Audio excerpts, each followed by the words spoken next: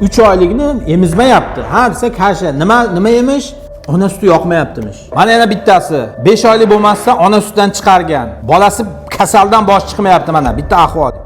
Assalomu alaykum azizlar, aziz kuzatuvchilar. Bugun sizlar bilan ya'ni yangi tug'ilgan chaqaloq, umuman chaqaloqlarning ona sutidan ajratish, ya'ni emizmaslik. Buna holatda to'liqroq sizlarga ma'lumot beraman. Meni o'zimni praktikamda juda ham ko'p uchraydi. Kelgan kasallarimizda misol uchun kuniga 10 ta chaqaloq kelsa, misol uchun 6 oylikgacha deylik yoki 1 yoshgacha bo'lgan chaqaloq bo'lsa, hozirgi kunda 50-60% sun'iy, ya'ni kashalar bilan boqyapti. Men har bir kasalni so'rayman. Nima uchun emizmaysiz? Nima uchun kasha berasiz? Nima uchun shunaqa? Ularni o'sha 50-60% ichidan bir 90%ni raddomdan turib neonatolog yoki pediatr yoki poliklinika UH'lari ya'ni kashaga o'tkazgan deydi. Nima sababdan desak, bolangizni ichi buzilib qolibdi, ona suti yoqmayapti yoki ona sutida infeksiya bor degan safsata gaplar juda ham ko'p. Mana shu noinsoflar narigi dunyoda ham albatta javob beradi. Shu qilgan ishi uchun. Nimaga uni deyapman bilasizmi? Chunki bu ona suti o'sha farzand uchun. Ya'ni 9 oy qornida ko'tarib yurganda u shunaqa rivojlanib bola uchun tayyor bo'ladi. U ne'matdan, u bolani rizqidan ayirib, ular 5-10 ming so'm o'sha kashachilar, firmachilari puli uchun undan ayirib yuboryapti-da, bahona tayyor. Ya'ni yoqmayapti, ichi buzilyapti, infeksiya tushyapti. Bu umuman bo'lmaydigan narsa. Hayotda eshiting, ona sutida tashqari steril narsa yo'q. Faqat ona suti steril, ya'ni toza bo'ladi, infeksiya tushmaydi hech qachon. Hozir laboratoriya o'rganib olgan ona suti tekshirilsa, bir ikkita infeksiyani chiqarib beradi. Menda infeksiya bor ekan, emizmayman. Bu o'z-o'zidan nima bo'lyapti? Birinchidan onalarga, ya'ni kelinlarga yoqib tushyapti. Emizmaydi, tayyor kashani ichiradi. Ularga zo'r. Bu esa kimga ziyon? Birinchidan oila. Birinchidan erkak, dada. U bilasizmi siz, bitta kasha 3 kundan 5 kungacha yetishi mumkin. Agar yetsa o'sha ham bola uchun, chaqaloq uchun. Uni narxi men aniq bilmayman. Menimcha 200 mingdan 500 ming so'mgacha.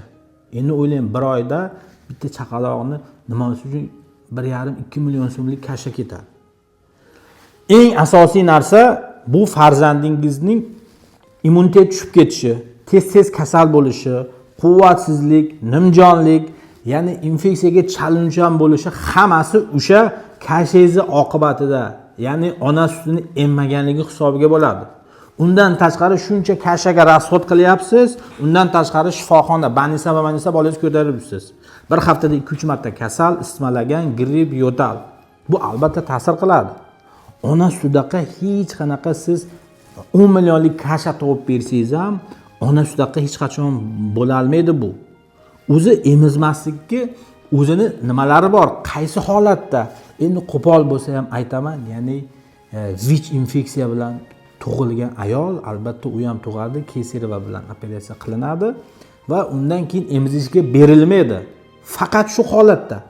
Ikkinchi holatda, ya'ni mukovissidoz kasalligi bor, unda ham asobiy o'sha kasallikning kashasi bor, unda ham orada emizib tursa bo'laveradi, lekin o'sha kashani ichish kerak. Endi oshqozon osti bezda yaxshi ishlab chiqarilmagan hisobiga ularga beriladi. Uchinchisi bu, ya'ni nima deydi? Majburiy emas, ya'ni rejalashtirilmagan homiladorlik, ya'ni bo'yda bo'lib qolish. Uni holatda endi ilojingiz yo'q, uni emizishdan to'xtadi, chunki suti sifati buziladi.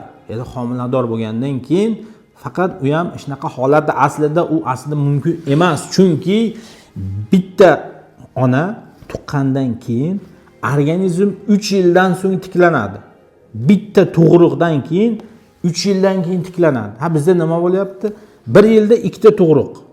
Unda ona immuniteti tushgan, kam qon, holsiz, undan keyin shunaqa nimjon farzandlar tug'ilyapti. Ya'ni tug'ma yurak nuqsonlari, tug'ma anomaliyalari nimaga ko'payib ketdi?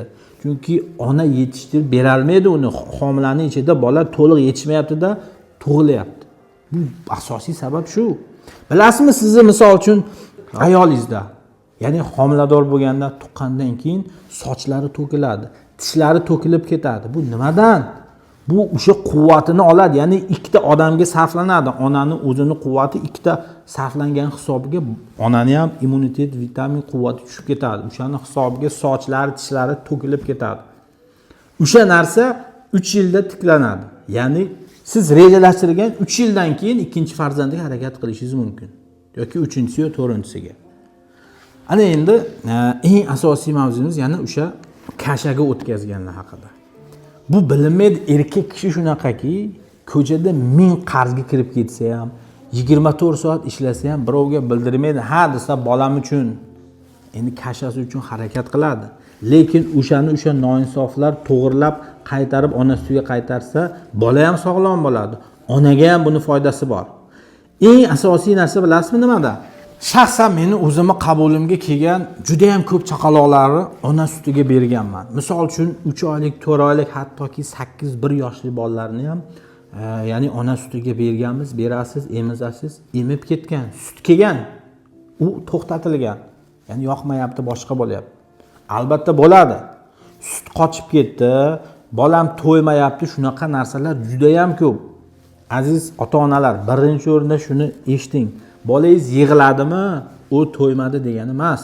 Kechasi chinqirab yig'lasa to'ymadi degani emas. Bolani qorni og'riydi, bolani chaqaloqning qulog'i og'riydi, uni boshi og'rishi mumkin. Bu to'ymadiga kirmaydi. Juda ham ko'p kasal ovqat berdim, kasha berdim, nimaga to'ymadi? Qayerdan bildingiz to'ymaganligingizda? Yig'ladi deydi. Buni faqat chaqaloqni qachon bilamiz to'ymaganligini? Bolani kilosini qo'shilishiga qarab buni baholaymiz biz. Shaxsan chaqaloq oyiga siz misol uchun oddiy sizga formula. Chaqaloqi tug'ildi, 600 dan 800, ya'ni 1 kilogacha qo'shildimi bu norma. Hech qachon qo'rqmang, to'ymayapti, tashlab beraylik demang. 600 minimalni. 600 dan boshlab har oyda qo'shilib boryaptimi, ya'ni 1 yoshgacha. Bu norma hisoblanadi. Juda ham bizga ko'p beradigan savol shu. Nimaga meni bolam to'ymayapti, kasha yozib bering, kilosini o'lchasak, kilosi normada. Ha bu qorin og'rishi, nima bo'lishi mumkin? Boshi, qulog'i og'riydi chaqaloqni. Undan ko'ra olib chiqib pediatr lo'llarga ko'rsatinglar albatta. Bu bizning eng xatoyimiz shu narsaki, bolani o'zimiz o'sha qo'shimcha ovqatga o'tkazyapmiz, sun'iy ovqatga o'tkazyapmiz. Undan keyin bolani har ichi ham buziladi, immunitet, vitamin hamma yoq tushib ketadi. Azizlar, agar sizlarga yana undan ham qiziqroq ma'lumotlar kerak bo'lsa, kommentariyaga yozib ketinglar. Albatta sizlarga bu videolarimiz yoqqan bo'lsa, kimga jo'natishni, kimlarga jo'natishni o'zlaringiz juda yaxshi bilasiz. Sog' bo'ling, keyingi videolarda ko'rishguncha.